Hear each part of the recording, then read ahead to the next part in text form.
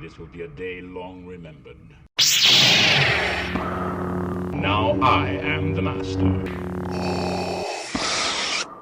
Welcome to another episode of Legends and Theories, and welcome to my review of the Children of Húrin. And I'll be reviewing this and also the audiobook narrated by Sir Christopher Lee. So yeah, with this, I really did enjoy this book, and as I said in my review yesterday of both Baron and Luthien and The Fall of Gondolin, this was my favorite of the three books. Although I would still rank it under stuff like the Silmarillion. Probably it's just under The Hobbit, but Lord of the Rings is still first place in my opinion. So let's just go straight into this. And starting off, I'll just mention Sir Christopher Lee's narration. And it was really great. It feels like this is just something that could be, put in the movies where we just have Saruman narrating the life of this man, and it's a really great sense. Like the one with Andy Serkis for Lord of the Rings, it's just great to hear one of the actors from the movies come and read this. And the great thing with Sir Christopher Lee was he was such a huge fan of Tolkien, and according to him, and I totally believe it's true, he has read Lord of the Rings once a year, every year since it came out until he died a few years ago, and that definitely shows how much of a dedicated fan he was to this franchise, and how he was just so quick to be in the movies. But with just him narrating this, I wish he was able to narrate more because he did such a great job with it. And that was just part of it that made the experience so much better, since he's such a great voice for this. And just one of those few voices that you just want to hear reading it. It's like if Morgan Freeman would come, but even better since he is specifically a Tolkien fan, and it was just so great for this to be here. And yeah, and that's just about him and his narration. And if some of you, don't watch Lord of the Rings so much, or is not as big of a fan, he also did play Count Dooku in Star Wars. And someone of people from more modern days, that's probably the two roles you know him from. I do know he was in other things, but those are probably in a more modern setting. Those are the franchises he's most remembered for. And yes, I am not a huge fan of him in movies, and I don't go watch all of his movies, but I still really enjoyed him. I think he did a great job in both Lord of the Rings and Star Wars. But just moving back to what I'm doing right here, I think that it was just so great to be reading this story, and just how terrible the lives of mainly Turinbar was, because although it is called the Children of Húrin, Turinbar does take the leading role, and with it, this is just about how much his life basically sucked, and how it was cursed by Morgoth when he took his father prisoner after the. I don't remember all the battles in Tolkien's first age, but I think it was named the Dagger Bragala. I am almost certain I also mispronounced that. But if it's not that battle, someone can go and correct me in the comments. But with it, his father Húrin is captured in that, and Morgoth tries to break him, and his father is extremely resistant, so he goes and curses his entire line, and with it, we just see how many bad things happen to Turin, and just to go off some of the, I wouldn't exactly say highlights, but here's just some of the worst things that Turin had to go and endure in his life. And the first major one was when he was in the realm of, I believe, Doriath. And yeah, I don't remember all the kingdom names and stuff. It's gonna be perfect, but when he was in, I believe it was Doriath under Thingol, he went and wasn't a great advisor, and another was jealous of him and attacked him. With it, he killed him, and thinking he would be shamed and be put in prison or something. I don't remember exactly, but he didn't want to be blamed for this murder, even though he was defending himself. He went into exile and lived with a group of criminals.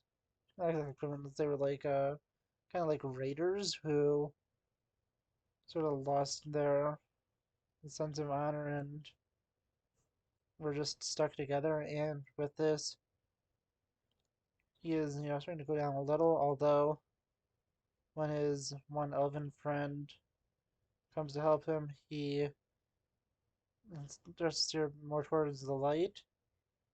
Some other bad things happen is he is later captured by orcs, with most of those men he was with getting killed. And after that, his friend tries to save him, but being tortured and being afraid, he doesn't know he's being rescued, and with some bad luck, his foot was accidentally cut when his friend was trying to cut the ropes from him, and he tried to break free and attacked him since it was night and he could not see anything, and killed his friend, and suddenly realized as lightning flashed that he went and killed his friend. Yeah, that was a really bad thing, but it's not even the worst of it. He continues on and makes it to the Elven Kingdom of Nargothrond, where he goes and tries to prepare them for a war against Morgoth. But then the dragon Glaurung comes and completely destroys the realm and puts him under a spell where he goes and tries to seek out his mother and sister, who I haven't even mentioned yet. I think it's even worse is he finds out where they are, but he puts the rest of his people that are left in his former home in danger by killing many of the people who were there, and these people were likely going to die after that, although I don't think their fates were given in the book, although they seemed certain they were going to die from this. And with it, he continues on to another realm of where just some people are in the woods, and there he begins to stay with them and takes on the name Turunbar, which is why his name is Turin Turunbar, and with it we continue to see how he is going to get comfortable there and thinks his life has been left behind him. But then another terrible thing happens with the curse also affecting his sister. And when she went with her mother to go and look for Turin, they were attacked by the Dragon Glaurung, and her memory was erased by him since he was so powerful. And she eventually was lost from the elves she was with and eventually found her way to her brother, although she never has seen him since he left before she was born and was sent off to the elves. And with that, she didn't know who he was, but knew of him and knew she was looking for him, or at least felt it, and with it, she was able to go and fall in love with him, not realizing they were related. They get married and are gonna have a kid together, and then after that, Glaurung returns, not knowing that Tormund or his sister were there, but attacks the people there. Tormund goes and once again he defends his people using the black sword, which once belonged to his elven friend, which I'm sorry, his name is sketchy at the moment. There's so much in Tolkien stuff that it's so hard to remember. But yeah, with it, it's all really interesting, and there's a lot more stuff that happens with him killing the dragon, and then the dragon revealing to the sister that she actually is related to Turin, and she remembers everything after the dragon dies. And with it, someone who is sort of a rival to Turin and also loved his sister overhears it and sees his sister kill herself because she both thought he was dead, and I'm not 100% sure, but also the fact that they unknowingly did do incest, like way farther than Luke and Leia, since they were going to have a kid together. She tossed herself in the river and she died because of the river's extreme current. And then when the guy goes and tells everyone of what happened, it turns out Turin actually did live.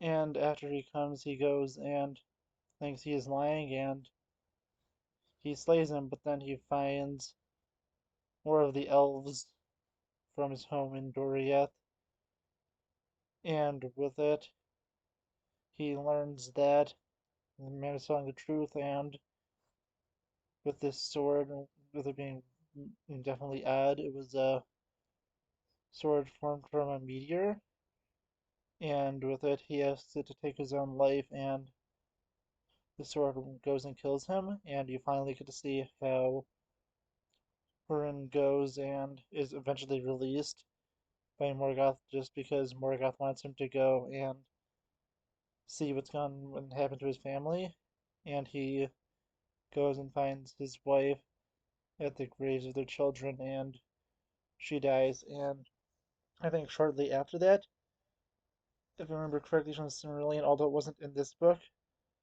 he also tosses himself in the river since he lost everything. And yeah, honestly, this was just such a tragic tale, and those are just the major things I remember from how bad the life of mainly Turin got, although everyone in his family, at least immediate family, did suffer because his cousin Tor, who I was mentioning in yesterday's video about Fall of Gondolin, actually had a pretty great life until, well, Gondolin was attacked.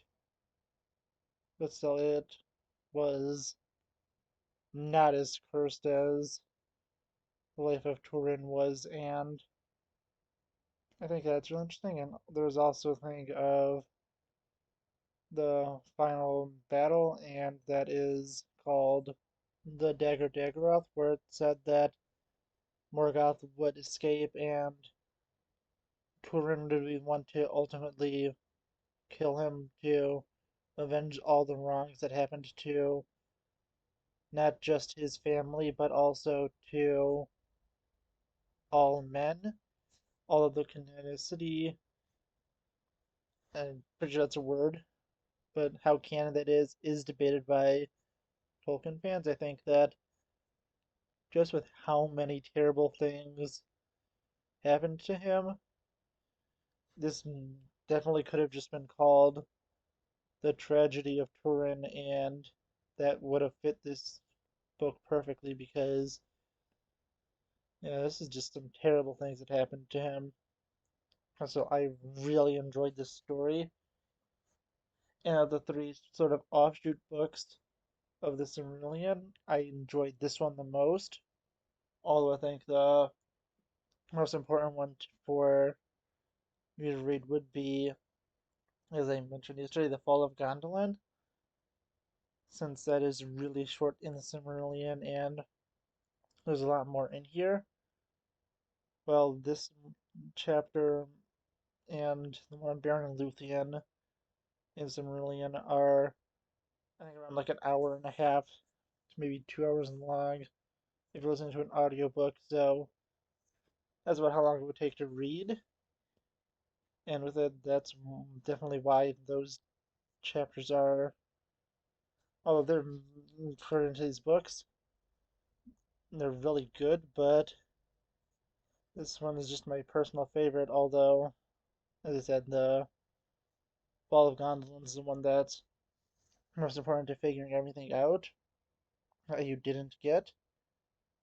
And finally, just moving on to what was left with everything. I think that they did a great job. This is the best one, my friend, because of it's a full narrative and doesn't have all the notes and stuff added into it. It's such a great story and was my personal favorite of the three. But if you've read these books, I want to know which one's your favorite. Let me know in the comments. I'll see you all in the next episode of Legends and Theories. Thank you for watching this episode of Legends and Theories. Please subscribe, like the video, share the video, leave a comment, check out the video on screen, and may the Force be with you.